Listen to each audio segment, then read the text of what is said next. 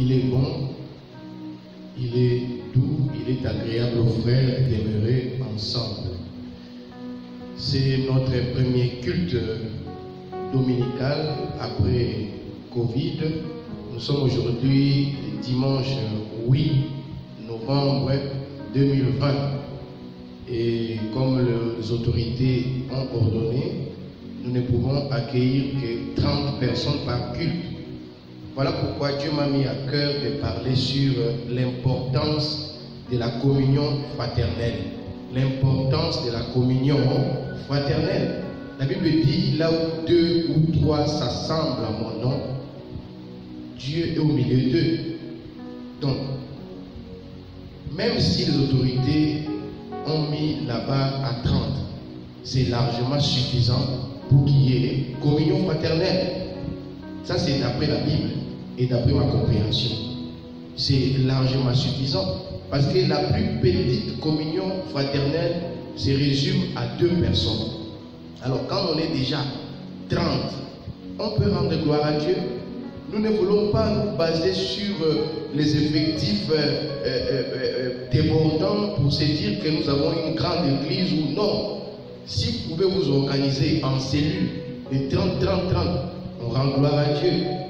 Alors, donc moi je crois que Dieu veut que nous puissions communier.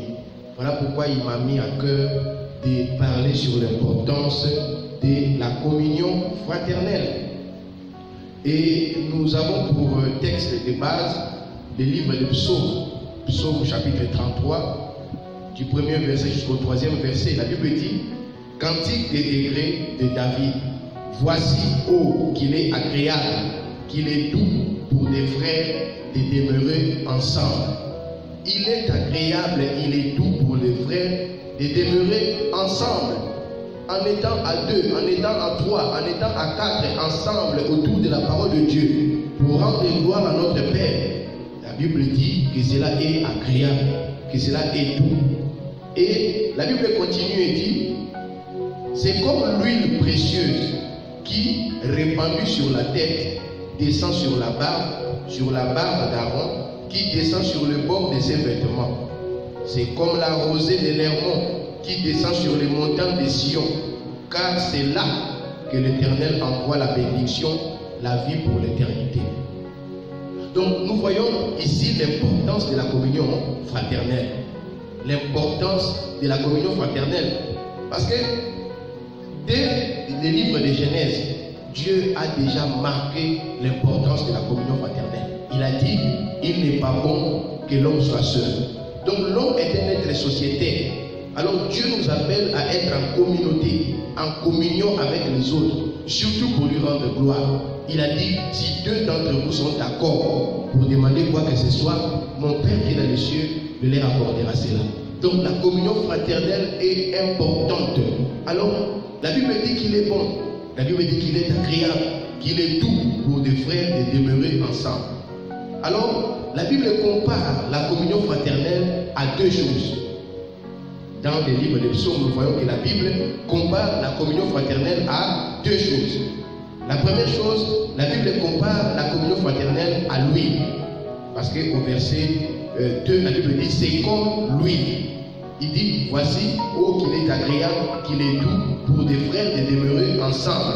C'est comme l'huile précieuse qui, répandue sur la tête, descend sur la barbe d'Aaron, qui descend sur le corps de ses vêtements. Donc la première chose, la première image à laquelle la Bible nous renvoie pour nous parler de la communion fraternelle, c'est l'huile. Or l'huile a plusieurs applications. Donc si nous voyons l'huile, nous connaissons les applications de l'huile, nous pouvons directement les mettre aussi dans la communion fraternelle. La première application de l'huile, c'est sur la tête, ce qui est mentionné ici. C'est comme l'huile précieuse qui répandue sur la tête. Or nous savons que quand l'huile est répandue sur la tête, c'est pour la consécration, c'est pour oindre quelqu'un par rapport à une tâche que Dieu lui a assignée pour accomplir. Et l'onction d'huile lui permet, lui donne des capacités d'assurer cette tâche-là. On le faisait pour le roi. dans les temps en Israël, un roi ne pouvait pas être mis en place sans qu'il soit consacré. On ne pouvait pas installer un roi, on ne pouvait pas lui donner fonction de roi en Israël sans être oint. Or, une personne ne peut pas se oindre lui-même. Donc la première comparaison de la communion fraternelle, c'est à l'huile. Et la première fonction de l'huile qui est mentionnée ici dans Psaume 133, c'est sur la tête. La première mention de l'huile, c'est sur la tête, la première fonction pour consacrer quelqu'un, pour mettre quelqu'un à part, pour lui donner les capacités afin de faire ce que Dieu attend de lui. Bien aimé, la communion fraternelle nous donne des choses que nous-mêmes ne pouvons pas avoir sur le plan spirituel. Quand nous sommes ensemble dans la communion fraternelle, on reçoit ce qu'on ne peut jamais recevoir en étant seul. On reçoit les dépôts des autres. Oui, on dit que c'est comme l'huile qui est répandue sur la tête. Une personne ne peut pas se répandre l'huile sur la tête pour se consacrer. Non, il faut qu'il y ait une autre personne qui consacre une personne. On ne peut pas oindre, se consacrer soi-même. De la même manière, quand nous sommes dans la communion fraternelle, nous recevons des choses que nous ne pouvons pas recevoir. Sur le plan spirituel, nous recevons de la consécration qu'on ne peut pas recevoir en étant seul. Je m'explique. On dit, l'huile qui est répandue sur la tête descend de la tête sur la barbe, de la barbe à la robe, de la robe au pan de la robe, des vêtements. On suppose que c'est la hiérarchisation par rapport à la réception des choses. Si nous sommes les corps, il y a la tête, il y a la barbe, il y a les bouts, il y a les vêtements. Donc quand on est ensemble par la communion fraternelle, Dieu nous regarde par rapport à celui qui est le plus élevé sur le plan spirituel. Sa présence au milieu de nous nous permet de recevoir des choses que lui reçoit parce que nous sommes avec lui. Aaron était une personne. La tête d'Aaron suppose la personne la plus élevée sur le plan spirituel. Ce n'est pas forcément les pasteurs, parce qu'on ne connaît pas la consécration de chacun de nous par rapport à Dieu. Chacun de nous a sa manière, a son intimité avec Dieu, a son taux d'audience avec Dieu. Alors quand on est ensemble, lui là, qui a fait peut-être 3 jours de jeûne, qui a fait une retraite, on ne sait pas là où il était, on ne sait pas la manière dont il s'est consacré à Dieu. Mais quand nous sommes ensemble avec lui, nous bénéficions de ce que lui a comme aura, ce qu'il a comme audition de la part de Dieu. Je ne sais pas, tu peux être la barbe, mais pour que la barbe reçoive cette huile-là qui dégouline, il faut qu'on la dépose d'abord sur la tête. Je ne sais pas, tu peux être le vêtement, la robe d'Aaron. Pour que l'huile dégouline jusqu'au vêtement, il faut qu'on la dépose d'abord sur la tête. Tu peux être même les pans de la robe, c'est-à-dire les extrémités de la robe. Mais pour que l'huile descende, arrive jusqu'aux extrémités de la robe, il faut que l'huile là soit d'abord mise sur la tête. Donc, Dieu nous fait comprendre par ces psaumes que le fait d'être ensemble, nous recevons des choses sur le plan spirituel en étant seulement ensemble. Des choses qu'on ne peut pas recevoir en étant seul. Parce que la tête qui reçoit l'huile, peut-être ce n'est pas nous. La barbe qui reçoit l'huile, peut-être ce n'est pas nous. La robe, le vêtement d'Aaron qui reçoit en premier l'huile, peut-être ce n'est pas nous. Nous sommes peut-être les pans de la robe. Alors nous profitons du fait que la tête est là, par sa réception, par son ouverture spirituelle.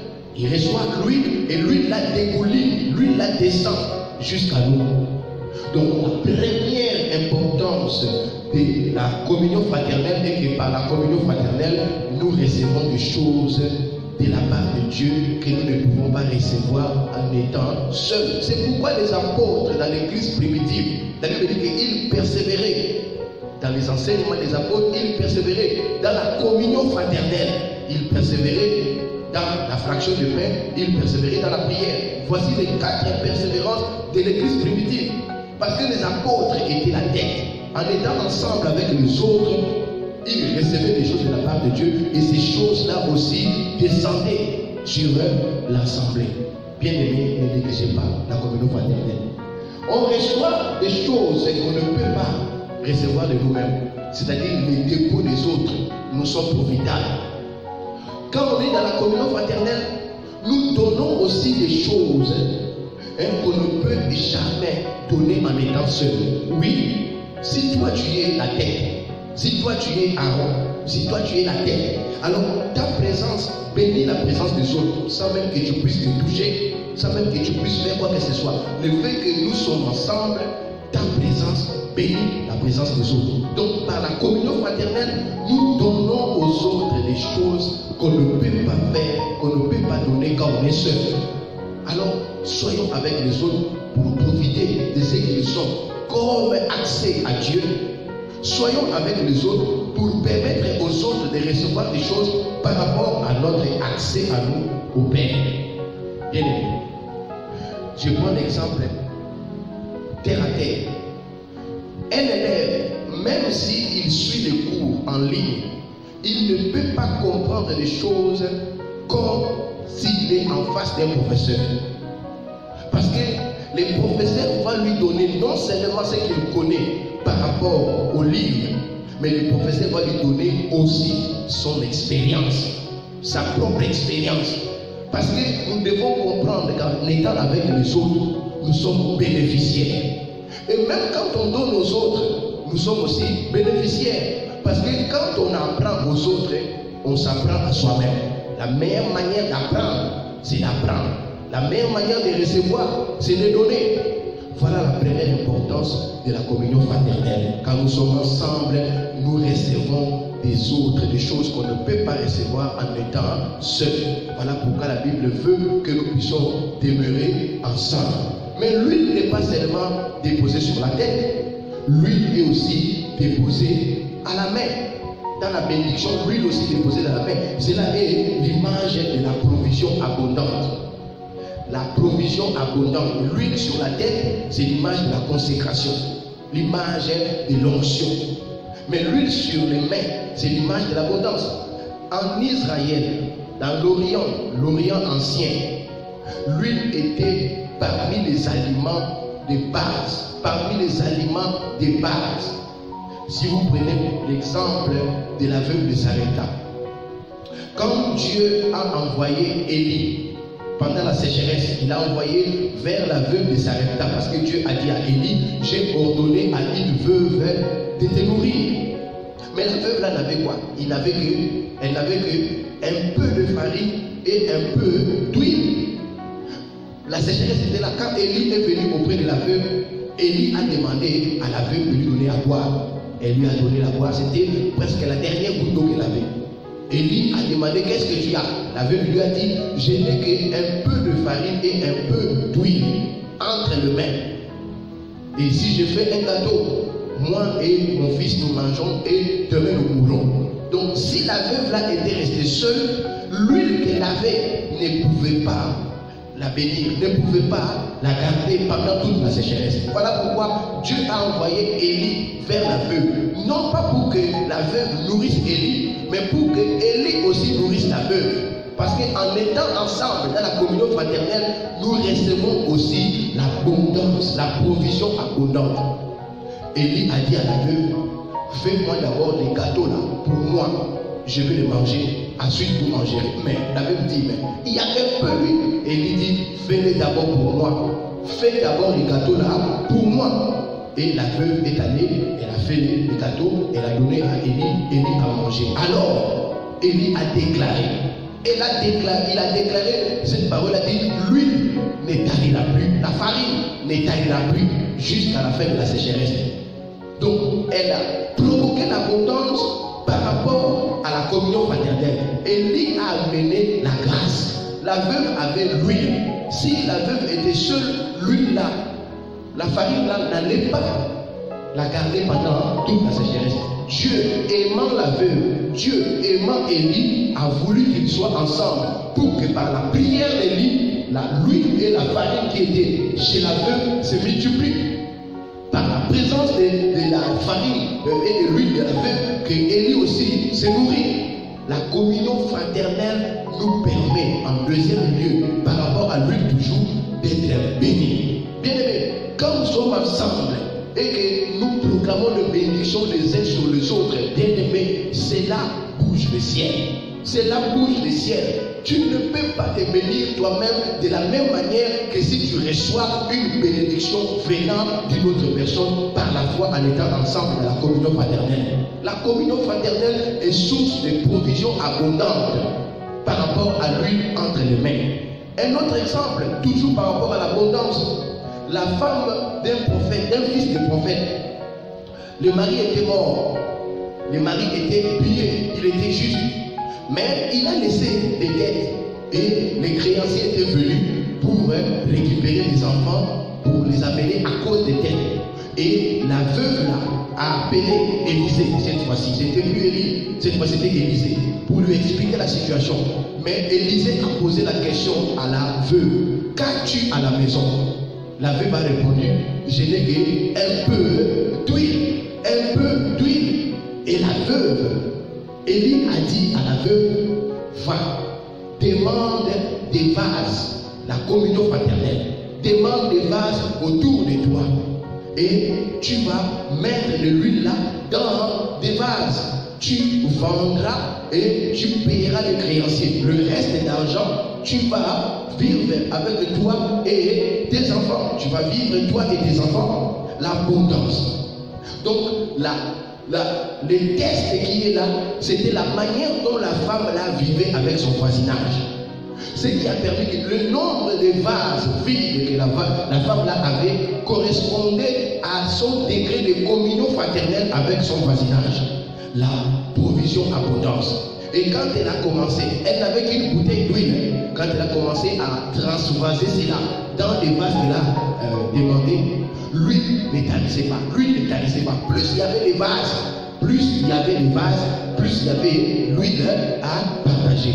Et quand le dernier vase était plein, l'huile aussi a séché. La communion fraternelle, quand nous sommes ensemble, bien aimés, il y a la multiplication des grâces, il y a la multiplication d'abondance, la provision. Dieu permet que nous puissions nous bénir les uns les autres. Tu ne peux pas être béni en étant seul plus que quand tu es avec les autres.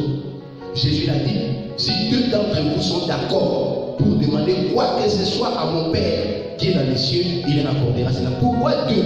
Pourquoi être d'accord pour recevoir n'importe quoi? C'est par rapport à la communion fraternelle.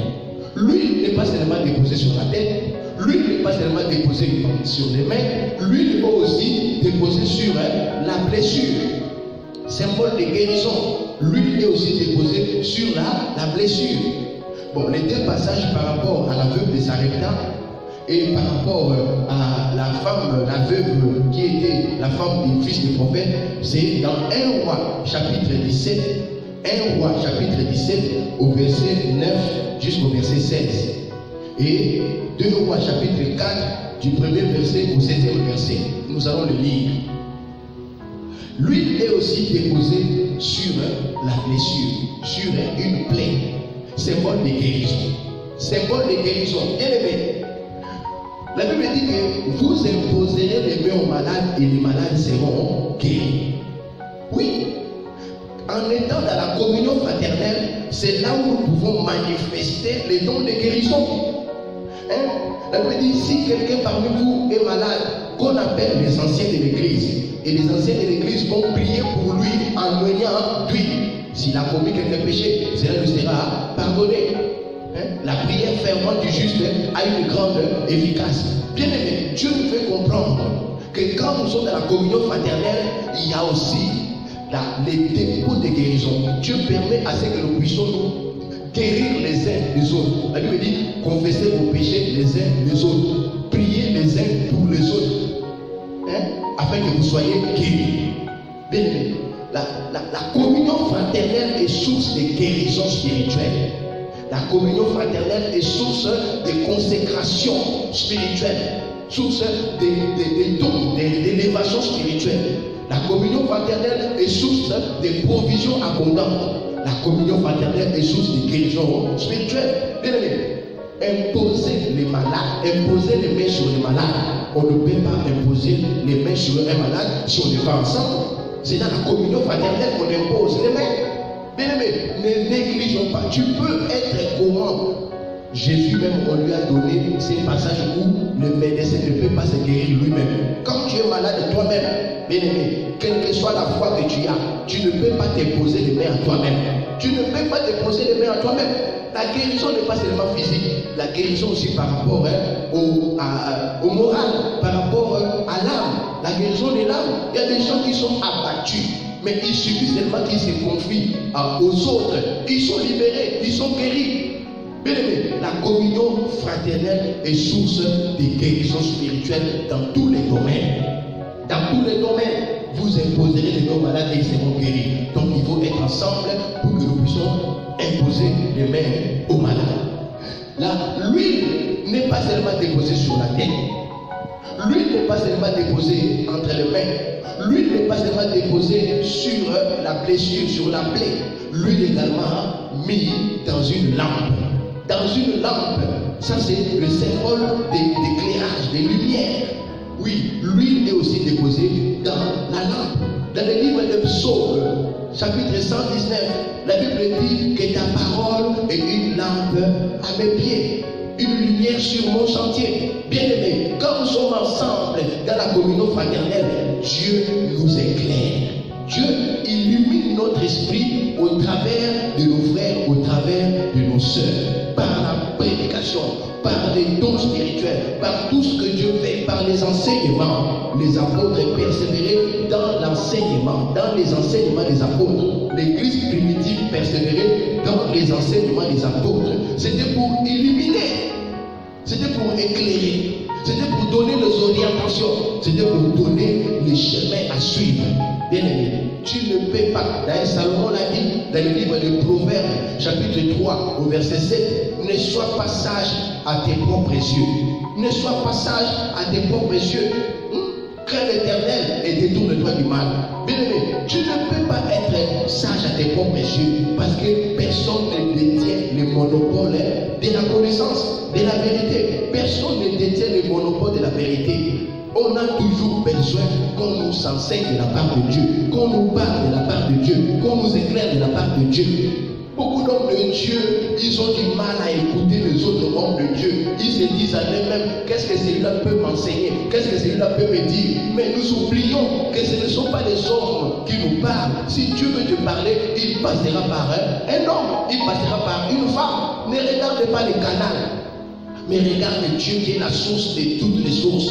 C'est par lui que Dieu veut te parler. Tu peux passer par un animal, comme ce fut le cas de Balaam. Dieu peut passer par n'importe quoi. Mais si Dieu prend la peine, il se prend la peine de passer par un homme, c'est parce qu'il veut te faire du bien. Ne regarde pas celui qui te parle. L'huile était aussi déposée dans la lampe. Et c'est là un symbole d'éclairage, de lumière par rapport à la volonté de Dieu. Et la deuxième comparaison de la communion fraternelle, elle est comparée à la rosée. La Bible dit, c'est comme la rosée de l'Hermon qui descend sur les montagnes de Sion, car c'est là que l'Éternel envoie la bénédiction, la vie pour l'éternité. La rosée, c'est comme la pluie. Ça vient du ciel pour mouiller la terre. La rosée est l'image de la pluie. Or, la pluie, c'est la vie du ciel. Quand nous sommes dans la communion fraternelle, nous avons la vie du ciel. Nous savons ce que le ciel peut nous apporter et nous donner les caractères du ciel. C'est la nouvelle naissance. Quand nous sommes dans la communion fraternelle, bien aimé, Dieu nous permet de mourir par rapport à notre vie terrestre pour naître par rapport à la vie céleste. Bien aimé, la résurrection est le plus grand miracle, la résurrection. Mais la résurrection dont Dieu a besoin, ce n'est pas la résurrection corporelle. Parce que même si Lazare était ressuscité, mais il a fini par mourir. Mais la résurrection spirituelle, quelqu'un qui est mort dans son ancienne vie pour ressusciter dans une nouveauté direction par excellence dont tu as besoin. Et cela est l'image de la rosée. Nous allons lire de la vie d'en haut. On nous parle de la vie d'en haut. C'est ce que Jésus a dit à Nicodème. Toi, tu es docteur de la loi et tu ne connaissais pas ces choses. Si quelqu'un n'est né de nouveau, il ne peut pas voir le royaume des cieux. Bien aimé, on a besoin de la communion fraternelle. Parce que même quand Paul a été frappé sur le chemin de Damas, Jésus lui-même l'a rencontré. Jésus a rencontré Pierre, Paul. Et Jésus pouvait tout faire avec Paul. Mais Jésus l'a juste aveuglé. Et il est allé dire à Ananias, parmi les apôtres, d'aller voir un certain Paul dans une maison.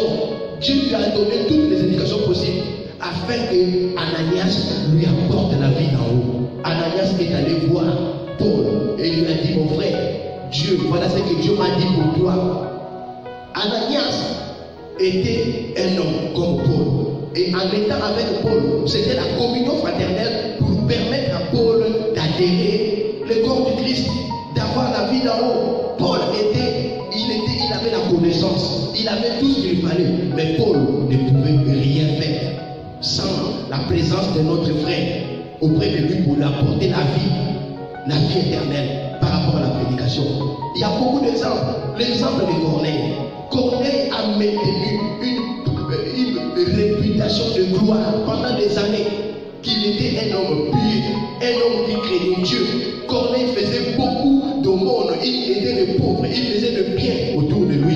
Corneille, il a maintenu, si la Bible en parle, c'est que tout le monde connaissait Corneille, un centenier romain, un païen, mais qui avait une réputation de gloire. La Bible dit dans le livre des Actes des Apôtres, chapitre 10, du premier verset jusqu'au troisième verset, on parle des qualifications qu'on donnait à Corneille. Mais au chapitre 11, acte 11, au verset 11 à 14, le verset 14, c'est Pierre maintenant qui explique aux autres apôtres pourquoi il s'est déplacé pour aller dans la maison de Corneille.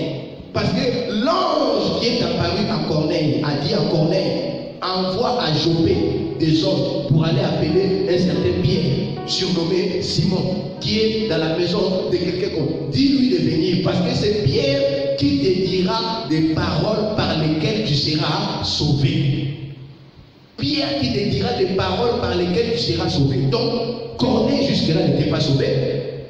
Corneille n'était pas sauvé, malgré que la Bible dit que Corneille était pieux. Corneille craignait Dieu, mais il n'était pas sauvé. Pendant combien de temps? La Bible dit que Corneille faisait l'aumône aux pauvres, il aidait les gens, mais il n'était pas sauvé. Pendant combien de temps il a maintenu cette réputation-là? Corneille, la Bible dit qu'il priait continuellement Dieu. Il priait continuellement Dieu, mais il n'était pas sauvé. Il n'était pas sauvé. Donc il a fallu que Dieu envoie un homme auprès de Corneille. Et pour la communion fraternelle, que les paroles qui sortent de la bouche de Pierre permettent à Corneille d'être sauvé. Bien-aimé, la communion fraternelle permet à ce que la vie du ciel nous soit accordée. La communion fraternelle permet à ce que par nos paroles, que nous puissions amener les gens au salut.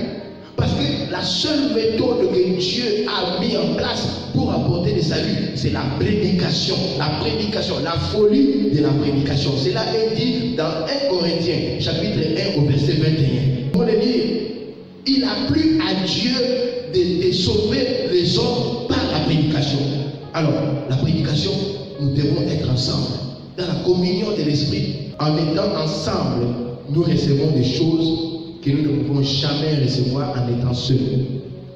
C'est le dépôt des autres. En étant ensemble, nous donnons des choses que nous ne pouvons jamais donner en étant seuls. Notre dépôt à nous. En étant ensemble, nous nous épanouissons facilement. Que Dieu vous bénisse.